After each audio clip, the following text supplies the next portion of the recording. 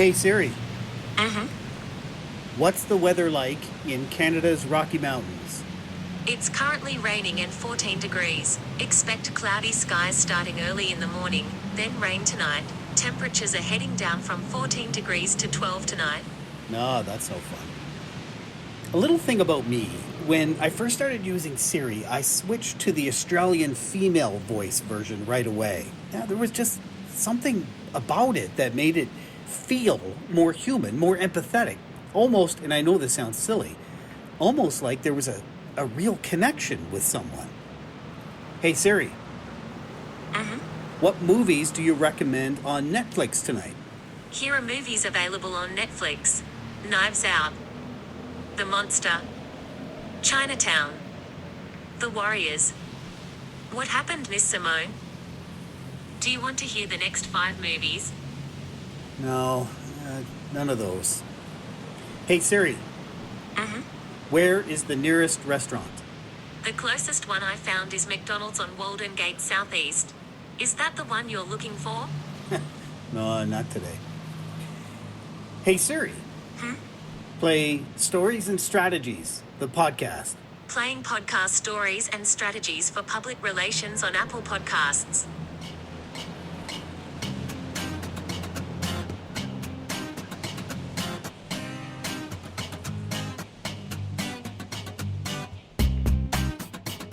My name is Doug Downs. My guest this week is Karen Jacobsen, the self-described GPS girl, joining us from Los Angeles today. Hi, Karen. G'day, how are you? I'm good. Is good day still a thing? Can I still say good day? I didn't know if that was a thing. Oh yeah, g'day is a very Australian term, and that's it's a very friendly hello.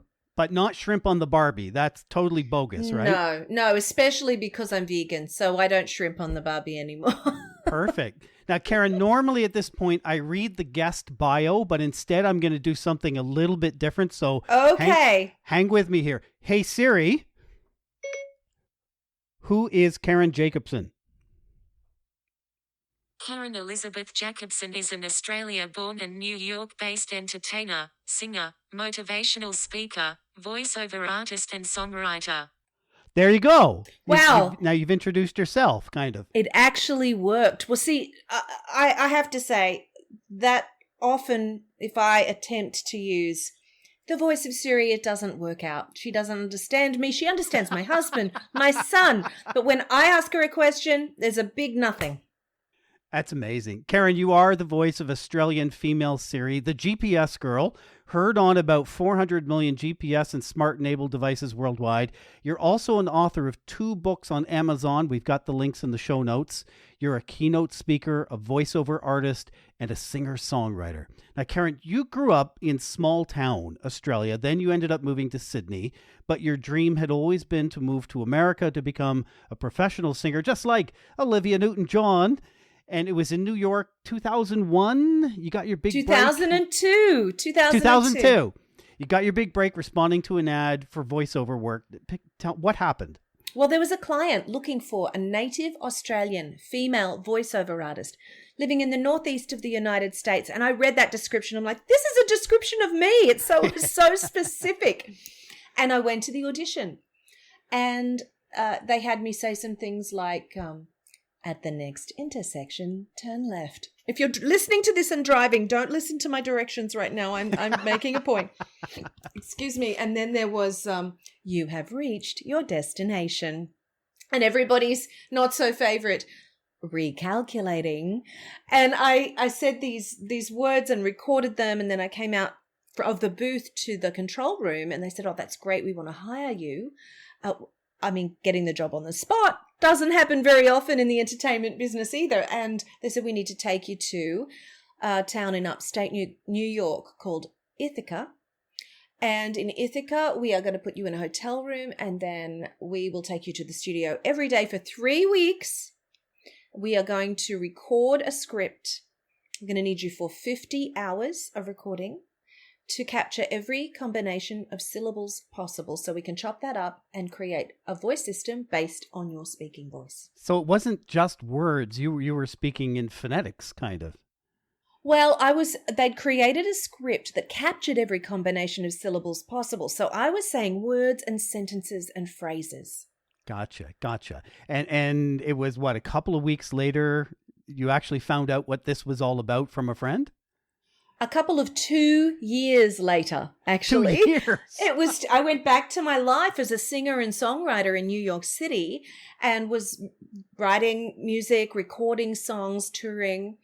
And out of the blue, I got a call from a girlfriend and she said, "Oh, Karen, I bought my husband one of those new GPS thingos for Christmas." And I said, "Oh, put it on the Australian voice," because we were driving from Maine back to New York City after the Christmas holidays. And so we put it on the Australian voice. And oh my God, Karen, it's you. It's your voice in the GPS. And I turned to my husband and I said, "Oh no, I bought you Karen Jacobsen for Christmas."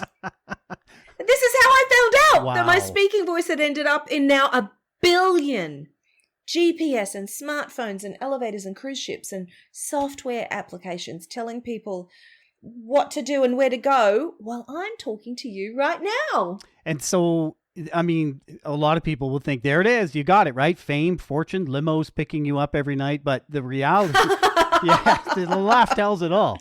In reality, you had done professional voiceover work. You had been paid for it. I do voiceover as well for some things. You get paid for it. You move on. Well, I won't get into royalties and residuals, but it at least wasn't sufficient to make a real dent in things. And you and your husband, you actually hit a bit of a financial roadblock at that point, right? And ironically, you had to recalculate. What happened? We did have to recalculate. And so there's my voice popping up in millions and millions of devices and being licensed left and right. And you know, the global financial crisis was indeed a crisis for many people. And for us, so we were living in New York City and we started to live beyond our means. I was a singer-songwriter. My husband was divorced when we married, but financially he wasn't quite totally, completely divorced. And as we started to untangle that situation, it led to a lot of legal time and legal bills, which lasted for 5 years. And during that time, trying to keep up with living, we started to live beyond our means. The legal bills kept on coming, and we did then have a plan to recalculate. We came into a small amount of money, not enough to actually pay off the debt, the credit card debt that we'd started to incur, but enough to put down a down payment on a property. And we came up with what we thought was a great plan, actually, was we would buy an apartment, we would then close on that apartment, and then a month later we would refinance and be able to put all of that debt that we'd incurred, which at that time was at 30% interest rates. Remember those of interest rates? Geez, yeah, yes.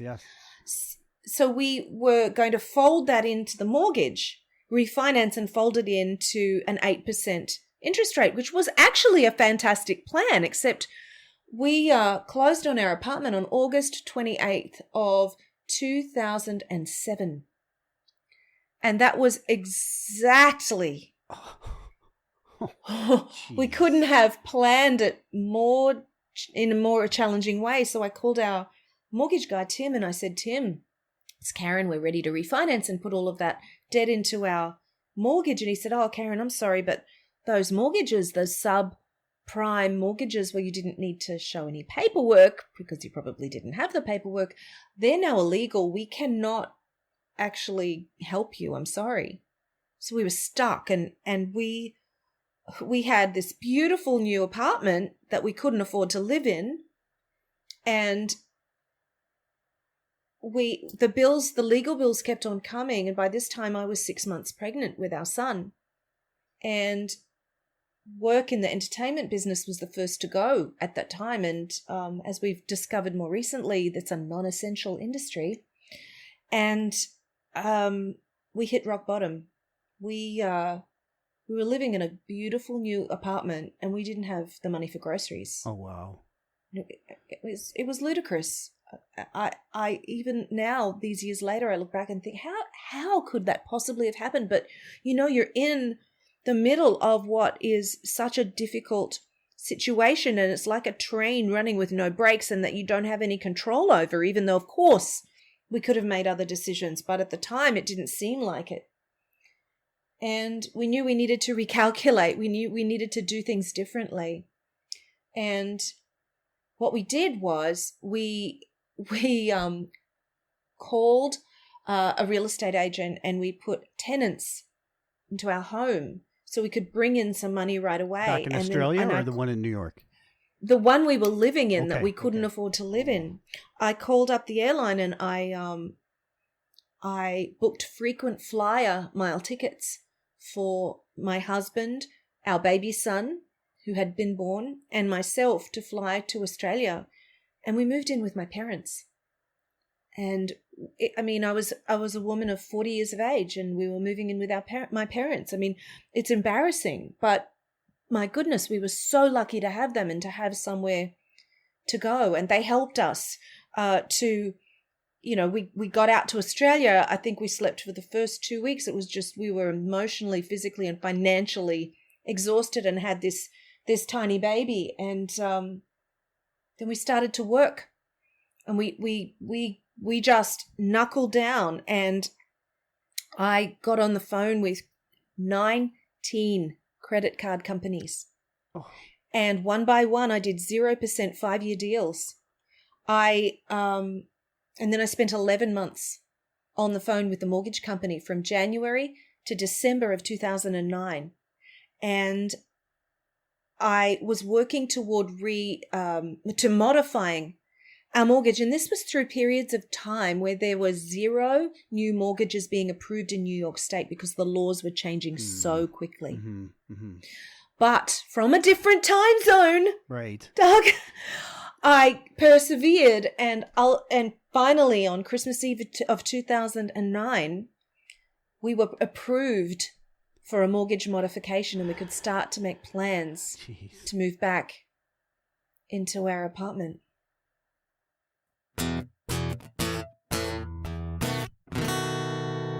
Hey, I wanted to let you know about a podcast that I've started listening to. It's called Audio Visual Cultures by Cozy Peapod Productions with host Paula Blair.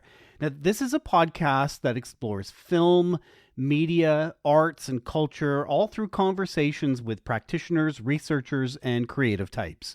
It also takes a very borderless approach to arts and humanities disciplines, which I find very appealing because I see myself as one of those creative types, and I tend not to like borders.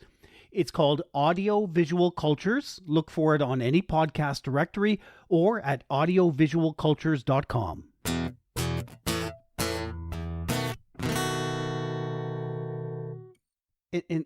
And all this time, your voice is not so much your name, but your voice is out there, and there's an opportunity that's there. You tell this story about how, and you hadn't realized the opportunity really yet, but you contacted, I think it's Australian Channel 10, and you just sort of contacted them out of the blue. Hey, would you like to interview Siri? Yes. That's how you marketed yourself. Well, as the voice of GPS, so the Australian Karen, and it does say Australian Karen in many of the devices. So we after that 2 weeks, we first got to Australia. We were trying to figure out, what are we going to do now? And I was watching 60 Minutes on the Sunday night, and the television show 60 Minutes, they were interviewing Dolly Parton. And she was being interviewed, and the interviewer said, Dolly, you've been underestimated so often in your career, but you're really an incredible businesswoman. And she said, oh, honey, she said, by the time they figured out what I'm up to, I've taken the money and run. And it was just something about how she was being, her ease and her confidence. It just ignited something in me. And the next day I was like, I know what to do. I need to hustle. And that was the next day, I wrote a note to the television station on their website. I didn't have any contact. So you just filled out one of those form thingies. Yeah. do you have a story idea? And I'm like, well, my voice is in, at that time, it was 25 million GPSs. And I think your viewers would love to meet the face behind the voice. And a producer called me an hour later. And the next day I was on a plane to Sydney, and I was on the show in the prime spot, and I was meeting the interviewers who are big stars in Australia. I'm like, I'm so excited to meet you guys. And they said, we're so excited to meet you. And it was like a big commercial for Karen's back in Australia, and work started to come in. And that started the spark, right? Yes. Are you waiting for the big return, the payoff you have always yearned would show?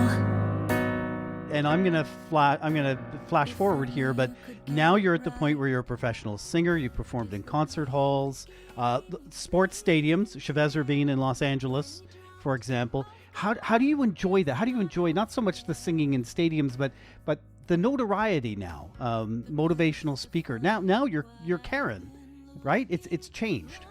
It has. And I speak about recalculating. My motivational speaking is about navigating change powerfully. And haven't we all just been in such a thick experience of that these last years? And that's not over. We are still in the middle of such rapid change and uncertainty. So I teach a 5-step process, the 5 directions for recalculating, on how to navigate change powerfully, how to let go of what did or didn't happen on a daily basis. And I feel a very strong purpose and mission to my work, that it's really expanded from the difference that I make through music. And to have music and to have a message has been really powerful. And I've been doing that now. I created my brand in 2009, 2010, after that real rock bottom financial position that we were in. And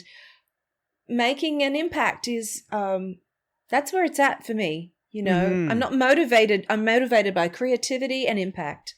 And one of the things you talk about is public speaking, and how public speaking can help a brand or help people in their business or with their personal brand. How can public speaking, I'm one of the converted, but how can public speaking help me, especially if I'm kind of apprehensive about it? Well, it is the number one fear.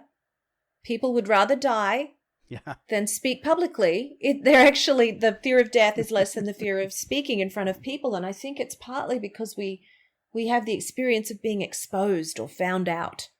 And it is a skill that we can build and we can learn. And I mean, I love it when I'm in an environment and I see young people being given the tools to speak in front of a group, because imagine growing up and not having that fear. It's and as for a business person, it is the number one most powerful way to build your expert status and to build a business. Because when you're the person in front of the room or on the stage in front of a group, you're immediately considered the expert. Doesn't matter what you say. The fact that you are standing up in front of everybody else and you have the attention means you are considered the expert. Then, if you open your mouth and actually provide some value or share some information that's helpful about what you offer, what your business is, it's all win, win, win. I deal with a lot of clients on the public speaking side, and they'll say, well, how do I stop being nervous? And my answer is usually, well, I kind of hope you never stop being at least a little nervous. Do you feel nerves when you're about to give a talk or about to go on a podcast? Is there a little bit of a surge for you? It's heightened, for sure, especially if it's high stakes and it's important to me. I'm very experienced. I'm very prepared. It was interesting. We're staying with friends here in California, and I said, that 1:00 interview I thought I had is actually now at 11 because the time, my computer and the time changed. So I'm like, glad I caught that. And one of my friends said, is there any more preparation? I said, no, it's good. I'm going to be asked questions and then I just tell the truth. So I'm prepared because I have done this a lot. But it really can take something. But what shifted for me was when I realized that if I'm on stage or I'm in an interview situation and I am very nervous, I notice my focus is in the wrong place. My focus is on myself. Now, where I become less nervous is when I remember I'm not here for me.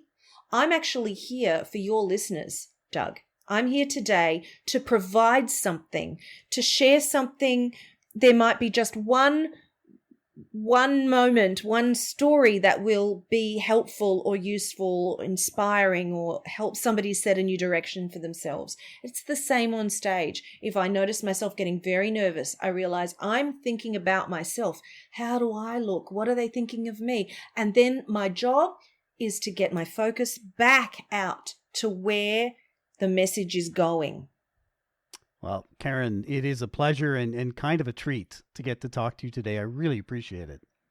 Oh, this has just been a joy. And I did want to say that after we'd hit that rock bottom on July 3rd, 2012, we made our final repayment of that almost $120,000 of debt. And I'm here today, credit card debt free. 10-year anniversary. Yeah. Just passed it. Wonderful, wonderful. Well, it's great to talk to you. Listen, don't be a stranger. I mean, you know where I live, so just stop by anytime, right? Oh my gosh, absolutely. And yes, and I'll have to send you a link to some of my new music too. Oh, do, and we'll put that in the show notes. Wonderful. Beautiful. That would be great. If you'd like to send a message to my guest, Karen Jacobsen, you can email her at pr@thegpsgirl.com. Stories and Strategies is a co-production of JGR Communications and Stories and Strategies podcasts. Our only ask is that you mention this episode in a conversation with one friend. Thanks for listening. You have reached your destination.